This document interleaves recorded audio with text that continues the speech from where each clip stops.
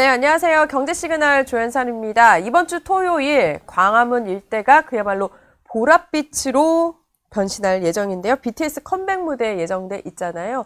26만 명의 대규모 인파가 몰릴 것으로 예상이 되면서 이 안전관리에 총력을 다하고 있습니다. 그런데 이제 K-팝 공연이 이 단순한 콘서트가 아니라 산업 이벤트가 되고 있는데요. BTS의 컴백쇼 경제 관점에서 오늘 한번 분석해 보도록 하겠습니다. 오랜만에 모셨습니다. 김헌식 평론가님 모셨습니다. 안녕하세요. 네, 안녕하십니까. 이제 또 바빠지는 시기시겠어요. 이번 주도 그렇고. 네, BTS 공연 같은 일이 많아야 이 자리에 그쵸. 자주 찾아올 수 있는데. 오시는 길에 혹시 보셨어요? 광화문은 지금 벌써부터 네, 그렇죠. 그전과 달라졌어요. 16일부터 이제 무대를 설치해가지고 네. 이제 통행을 이제 일정 정도 통제하는 모습도 있었고. 그러니까요. 이미 뭐 벽면에 샤이니지가 이제 설치가 되고 네. 있는 그런 상황이가지고 물론 워낙 큰 행사이기 때문에 가늠이 안 되는 그런 그러니까요. 상황이긴 합니다. 이게 단순 사실 뭐 컴백쇼가 아니라 OTT 플랫폼도 단독으로 중계를 한다고 하고 지금 어쨌든 뭐 전 세계가 들썩거리는 것도 있는 것 같아요. 아미 팬들 분들한테는. 네, 그렇습니다. 그래서 이제 넷플릭스가 이제 190여 개국에 네. 동시에 라이브 쇼를 하겠다 이렇게 밝혔는데요. 네. 사실 넷플릭스 입장에서 이건 모험이거든요. 왜냐하면 이렇게 라이브 콘서트를 생중계한 적이 없어요. 그쵸. 그동안에 뭐 스포츠 경기, NFL이나 뭐 이제 권투 경기 정도를 이제 했었고 심지어는 뭐 야생의 세계를 뭐 라이브 하는 정도였는데 네. 그런 경우에 좀 변수가 덜 하거든요. 네. 근데 야외 공간에서 콘서트를 한다. 그것도 편집이 없이 생 라이브로 한다는 거는 모험이기 때문에 그런 점에서 이제 우려가 되는 것이 만약에 이제 트래픽이 폭주를 했을 경우에는 다운된다든지 또 화질에 문제가 있을 수 있는데 넷플릭스 입장에서는 하겠다고 밝힌 거거든요. 근데 넷플릭스가 왜 하겠다고 밝혔을까라는 점에서 봤을 때는 네. 사실 이제 넷플릭스의 기본적인 그런 마케팅과 제작 방식을 이해하실 필요가 있습니다. 뭐 일부에서는 우리나라에서 이제 그런 분석이 있어요. 넷플릭스는 뭔가 모험적이고 네. 또 새로운 걸 시도한다. 그래서 우리도 그렇게 따라가야 한다. 이렇게 하는데 그거는 좀 잘못된 진단입니다. 그래요? 넷플릭스는 기본적으로 팬덤 경제학이 있는 경우에만 전폭적으로 지원하는 경향이 있습니다. 예를 들면 K-팝 데몬 헌터스다라고 네. 했을 때 K-팝 데몬 헌터스의 이제 기획안이 있었을 때 과연 넷플릭스가 이게 잘 될 거다 이렇게 생각을 한 건 아니고 네. K-팝은 팬덤이 존재하지.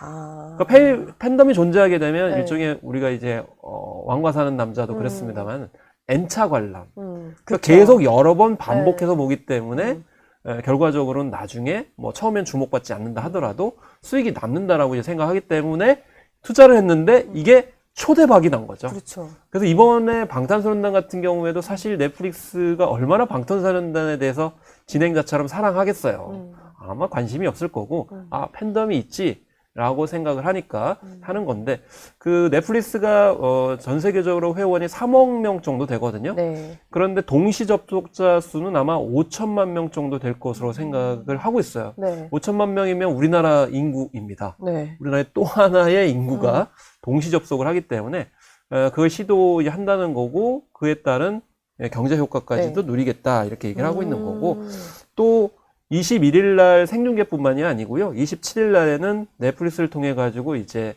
20일 날 네. 앨범을 이제 발매를 하는데 그 앨범을 만들기까지 과정을 또 다큐멘터리로 만들어서 공개를 한다고 하니 그것도 참 기대되긴 해요. 이것도 팬들이 네. 계속 보겠죠. 그런 점을 이제 팬덤 경제학 관점에서 넷플릭스가 접근하고 있다 이렇게 생각할 수가 있겠습니다. 굉장히 사업적으로 접근해서 그 가치를 좀 보는다는 생각이 드는데 보면은 제일 궁금한 건 그거예요.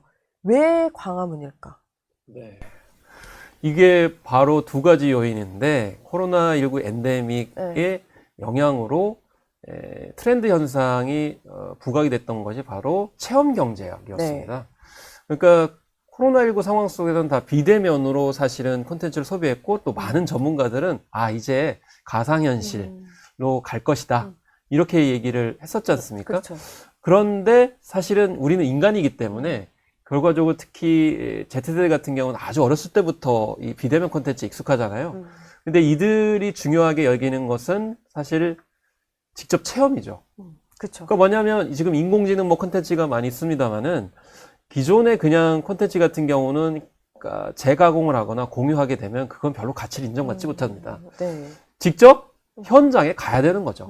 그러니까 K-팝 중에서도 방탄소년단이다 그러면 방탄소년단이 뮤직비디오를 찍었던 이력력을 직접 네. 방문하고 강릉 중흥지를 방문해서 인증샷을 찍었을 때 SNS에 올리면 좋아요가 굉장히 많이 붙겠죠. 또 관련 컨텐츠도 훨씬 더 그렇죠. 가치를 갖겠죠. 네. 그렇기 때문에 직접 방문 욕구가 굉장히 컸다라는 건데 여기에 불을 지른 게 캐대언이었습니다. 그렇죠. 시초가 됐죠. 그게 네. 확실한 게. 왜냐하면 캐대언은 처음부터 그냥 케이팝을 내놓고 워딩을 했고 네. 한국의 뭐 그런 문화적 장소들을 그냥 그대로 부각을 하다 보니까 케이팝 데모넌터스를 보고 영어권 국가들의 이 팬들이 엄청 많이 방문했습니다. 뭐 싱가포르, 미국, 뭐 영국을 포함해서요. 그래서 사실 작년 데이터를 보면 미국인들이 매우 많이 반영을 했고 영국도 지금 K 콘텐츠 자체에 대한 그런 이제 인지도가 굉장히 높아졌어요. 네. 사실 뭐 비하인드 소트를 말씀드리면 그 캐대언 전에는 영국 BBC가 엄청 한국에 대해서 비판적으로 했었어요. 네. 특히 K-팝에 대해서. 맞아요. 왜냐면 뭐 이제 그런 훈련 과정이라든지 네. 연습생 이제 제도 문제 관련돼서 그리고 K-뷰티에 대해서 비판했거든요. 근데 작년 말부터 변화하기 시작했어요. 확 달라졌죠. 왜냐하면 캐대언으로 인해 가지고 K-팝이나 K-컬처 팬들이 많이 늘어났기 때문에 우호적으로 바뀌었어요. 그만큼 캐대언의 역할이 커졌고 그다음에 캐대언이 공간적인 부분을 부각했던 부분을 이제 중요하게 강화를 했었던 부분을 뒤늦게 깨달은 거죠. 그래서 우리가 이거를 이제 홍보 마케팅에서는 장소성이라고 합니다. 장소성이 굉장히 중요해진 거죠. 네. 그러니까 사실 K-팝 팬들이 한국에 이제 방문 의지가 익스피리언스 경제 관점에서 봤을 때 높아졌는데 한국에 오면 근데 갈 데가 없어요. 한국에 와가지고 K-팝 아이돌들의 흔적을 이렇게 보듬어야 되는데 특히 서울 같은 경우에는요. 예를 들면 생각해 보시면 김광석 같은 경우에는 학전 네. 라이브 소극장에서 천회 공연했잖아요. 그럼 팬들은 거기 가서 방문하잖아요. 사실은 우리가 비틀즈 같은 경우에도 케빈 클럽에서 오랫동안 공연을 했어요. 그러다 보니까 거길 직접 방문하면서 관광 효과가 지금 현재 있고 그렇죠. 리버풀을 먹여 살리는 네. 굉장히 중요한 역할을 하거든요. 근데 서울에는 K-팝이 아무리 세계적으로 인기가 있다 하더라도 그런 공간이 없었던 거예요. 그 딱 특정의 공간은 없긴 하네요. 네. 듣고 보니까. 특정 공간이 없기 때문에 사실 관광 효과 또 뭐 경제 활성화 부분은 좀 덜했던 부분이기 때문에 그런 점에서 이제 광화문에 이제 집중을 하거나 그럼 광화문은 어떤 특징이 있느냐? 첫 번째는 문화 상징적인 효과가 있죠. 그렇죠. 아무래도 서울의 중심이고 또 뭐 아리랑을 이제 표방하기는 했습니다만은 우리의 전통 문화유산 특히 캐대언 때문에 우리 전통 문화유산에 굉장히 많이 관심을 가졌잖아요. 국립중앙박물관 케이스를 훨씬 더 넘어서니까요. 그리고 현실적인 부분도 있습니다.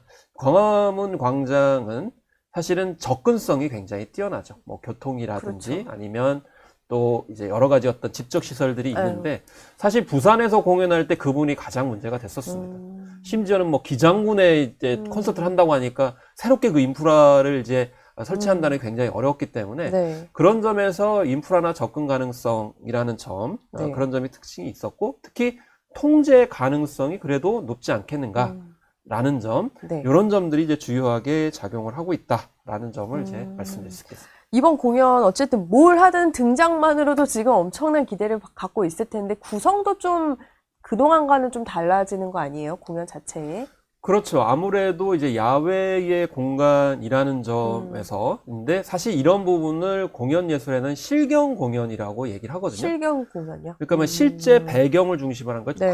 예를 들면 세트장을 지어가지고 하거나 아니면 네. 공연장에서 이제 되게 무대 퍼포먼스를 하게 되는데 이번 공연은 그 뒤에 경복궁이라고 하는 실제 공간을 배경으로 해서 활용합니다. 물론 어떤 형태일지는 이제 공개가 돼봐야 네. 되겠지만 지금 알려진 바로는 경복궁의 근정전부터 해가지고 홍례문, 광화문까지 왕의 길을 방탄소년단이 이제 로드를, 길을 걸으듯이 네. 그래서 왕의 길을 걸어 나온다라는 컨셉이고 그래서 지금 대한민국 역사박물관 쪽에 지금 무대가 설치돼 있지 않습니까? 네. 거기까지 나와 있는 거고 그 다음에 22,000석 정도 되니까 1차 앞에가 이제 한 15,000석 아마 이제 좌석일 것 같고 그 다음에 광화문 대로에서 5호선 광화문역 남쪽으로 아마 스탠딩 좌석으로 7,000명 정도를 배치한다고 네. 이렇게 이제 구성이 되고 있고요. 그리고 이제 그 좌우로 아마 이제 많은 분들이 참여할 수 있기 때문에 이제 26만 명 정도로 하는 건데 그런 야외 공간을 활용한 이제 콘서트 무대인데다가 앞서서 말씀드린 넷플릭스 통해서 비대면으로 전 세계에 송출한다라는 측면이 이제 특징이다. 그렇기 때문에 일종의 물리적인 공간하고 온라인 공간이 이제 같이 맞물리게 되는 콘텐츠의 확장이 이루어진다라는 점 특징이라고 볼 수가 있겠고 그 이후에 광화문 광장에서 공연을 했었는데 거기에 가고 싶다라고 하는 이제 관광 방문 동기부여를 할 수 있는 점에서 특징이라고 볼 수가 있는 것이죠. 되게 콘서트장에서 만약에 하면 거기에 접근할 수가 없잖아요. 그렇죠. 그렇기 때문에 사실은 콘서트는 그 이후에 관광 효과나 경제 효과 차원에서는 한계가 있기 때문이고요. 네. 그리고 실제로 뭐 여러 이제 콘서트에서 하게 되면 대체적으로 제일 큰 게 한 10만 명 정도인데 우리나라 같은 경우 10만 명 정도가 불가능하고 기껏 해봤자 한 5, 6만 이 가능한 건데 그 횟수를 한 2회 정도 한다 하더라도 10만 밖에 보지 못하거든요. 그렇기 때문에 이제 그런 확장성 면에서도 네. 이제 새로운 시험이다. 아마 좀 매끄럽지 않을 가능성이 있지만 선례를 만들게 되면 그 이후에도 지속성을 하느냐도 굉장히 이제 관건입니다. 왜냐하면 지금 방탄소년단만 그 허용을 하고 있잖아요. 그러면 이제 다른 소속사들, 예를 들면 블랙핑크, 스트레이키즈, 세븐틴은 그럼 어떻게 할 거냐? 하고 싶어지겠죠. 예. 그렇죠? 그렇기 때문에 한 그룹만 하는 거냐? 그렇기 때문에 이 광화문 광장이 그 이후에도 상시 공간이 된다 그러면 훨씬 더 명소에 따라서 지역 경제 활성화가 될 수 있기 때문에 이번에 매뉴얼과 실제 사례를 어떻게 잘 만드느냐가 중요할 거라고 또 생각이 들고 있는 거죠. 이게 캐대언을 보고 국립중앙박물관이든 남산, 떡볶이 이런 게 어쨌든 관광객들이 와가지고 찾아다녔잖아요. 그렇듯이 말씀하신 대로 장소성 말씀하셨는데 이게 왕의 길이라는 게 저는 조금 상징적이 될 수 있다고 생각을 한 게 BTS가 걸었고 왕의 그렇죠. 길 그리고 한국의 역사 네. 이렇게 되면서 말씀하신 대로 장소성에 대한 관광 효과가 엄청나게 커질 수도 있을 것 같고 그렇죠. 다른 아이돌 그룹 같은 경우는 꼭 광화문이 아니어도 또 다른 어떤 제3의 장소가 또 그렇게 관광 파급에 영향을 끼칠 수도 있을 네. 것 같거든요. 그래서 그 굉장히 중요한 말씀을 하셨는데요. 이 왕의 길이 그러는 데 의미가 있습니다. 그러니까 만약에 광화문 무대에서 공연하고 그냥 내려갔다 그러면 거기 사실 보통 때는 그냥 차량이 통과하기도 하고 그렇죠. 그리고 그 자체에는 방문 효과가 이제 덜 할 수 있는 것이죠.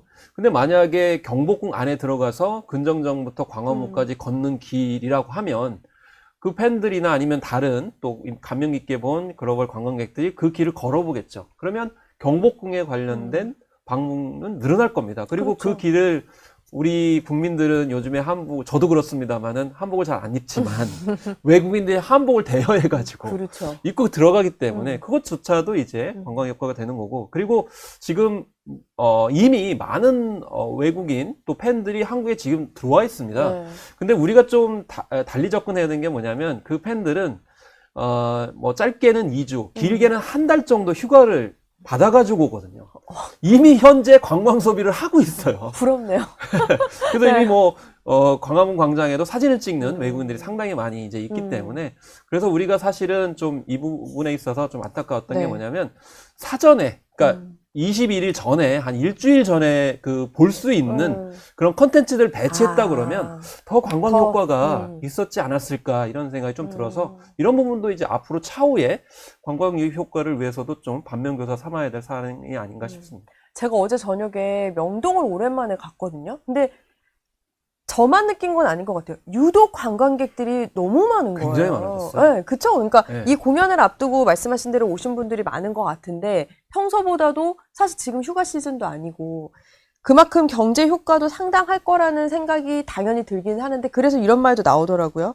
3조 원 플러스 알파 경제 효과. 라고 하면서 이제 테일러 스위프트 사례처럼 BTX 노믹스라는 가능성이란 말도 나오거든요. 사실 저는 어떻게 보세요? 테일러 스위프트 효과 이전에 방탄소년단 효과를 먼저 얘기를 했었거든요. 왜냐하면 테일러 스위프트가 그런 에라스무스 그 프로젝트를 하기 전에 네. 이미 방탄소년단이 부산에 공연한 적이 있었을 때 그때 호텔이나 쇼핑센터가 엄청 들썩였었어요. 지금 이 주변도 꽉 찼잖아요. 근데 그때는 테일러 스위프트보다 약간 밀렸었는데 지금은 오히려 더 큰 것 같습니다. 왜냐하면 완전체 활동을 통해 가지고 볼륨도 늘렸고요.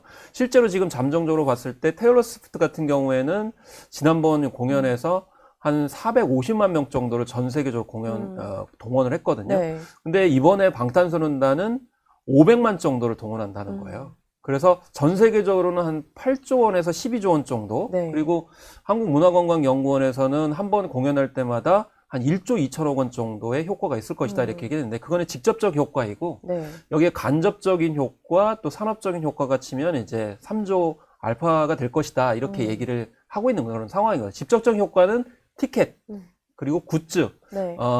그 외에 이제 팝업 스토어나 이런 것을 이제 포함한다고 이제 보시면 되겠고 간접적인 것은 이제 그 연관 효과죠. 뭐 예를 들면 호텔이라든지 음식점이라든지 또 면세점 그리고 관광명소, 숙박시설까지 다 포함을 하는 거고 네. 더 크게 보면 이제 간접적으로 무형적 자산까지 포함하면 현대경제연구원은 1년 동안 뭐 한 5조 원 정도의 효과가 있을 것이다 얘기했지만 10년간 그렇기 때문에 한 56조 원 정도 예측을 한 바가 있는데 중요한 거는 예전보다 더 화력이 더 세졌다는 거예요.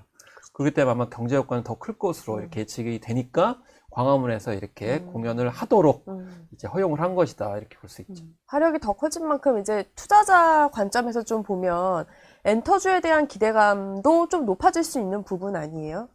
네, 일단 엔터주 같은 경우에는 사실은 지금 이제 3세대, 4세대, 5세대까지 있는데 방탄소년단은 3세대입니다. 네. 3세대가 이제 대장주죠. 그렇기 때문에 대장주로서는 우리가 이제 쉽게 접하실 수 있는 블랙핑크 그리고 세븐틴, 방탄소년단 이제 포괄을 하게 되는데 사실 K-팝의 기본적인 특징은 보이그룹이 가장 중심입니다. 네. 보이그룹 중심에도 결국에는 방탄소년단이 중심인데 이 대장주가 사실은 군백기 때문에 네. 사라져가지고 추동력이 좀 없었던 측면이 있습니다.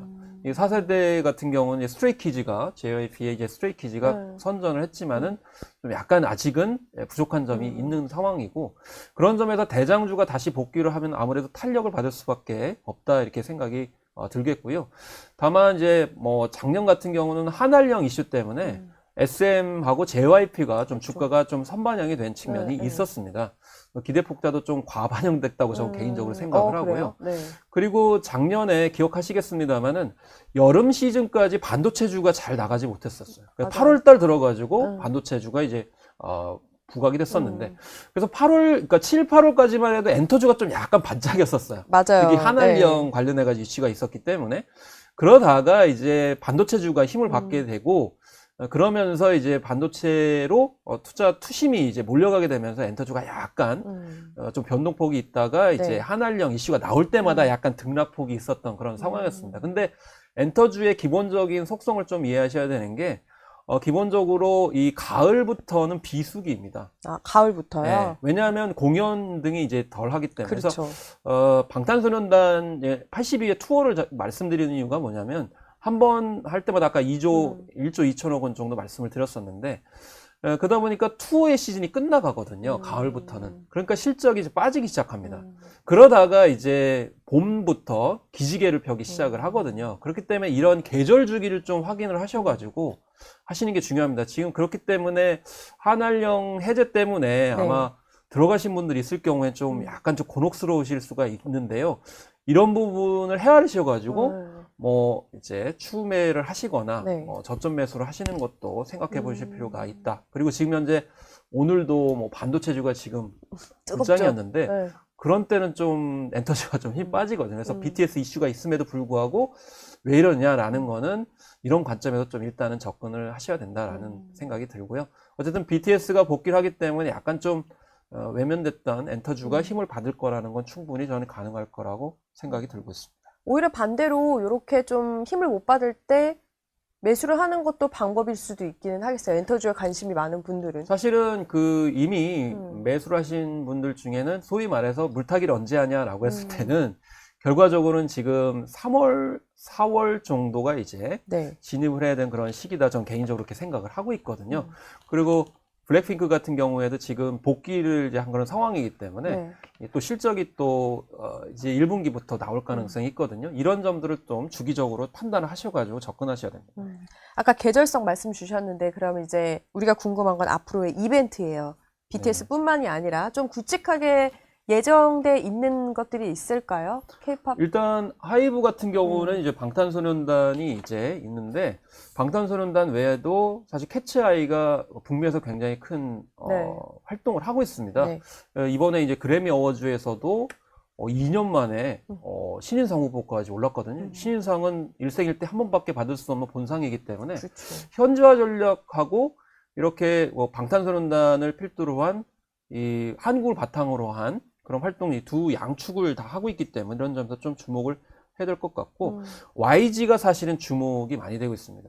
20년 만에 이제 빅뱅이 복귀를 하기 때문인데요. 네. 빅뱅이 있었기 때문에 사실 방탄소년단이 있었고 이 이후에 K-팝의 지금 현재 모습이 있기 때문에 지금 현재 상당히 전 세계 팬을 확보하고 있는 그런 상황이라고 볼 수가 있겠고 네.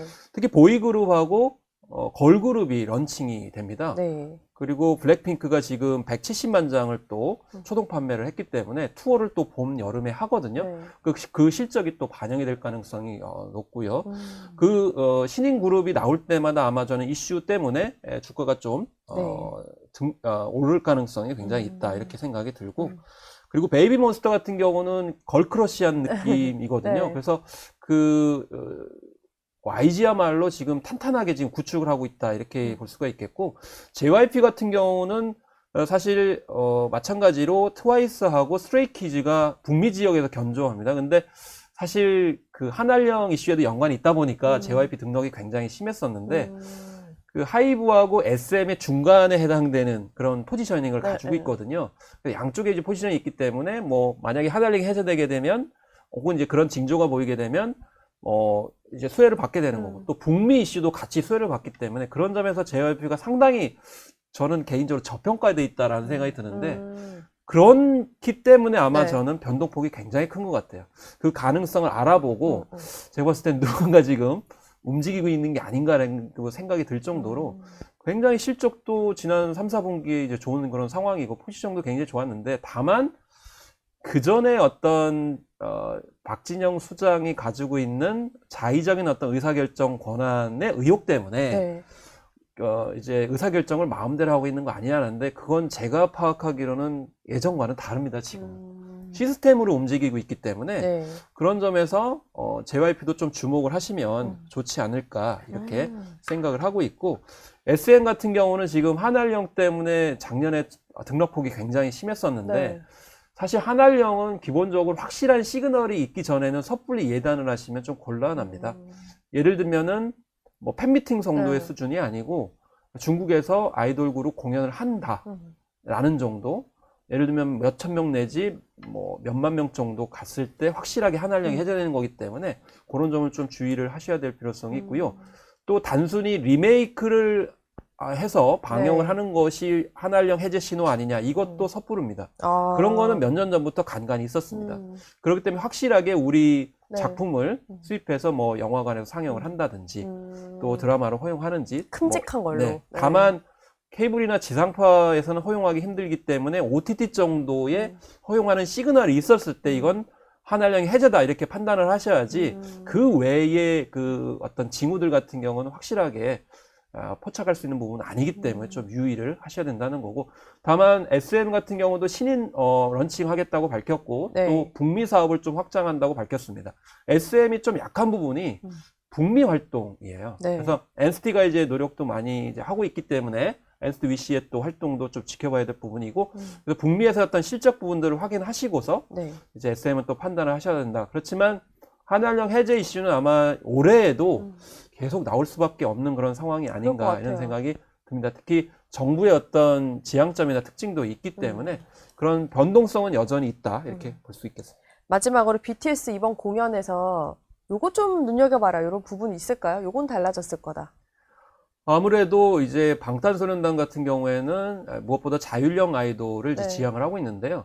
군백기 때 어떻게 활용을 했냐면 개별 활동들을 상당히 많이 했어요.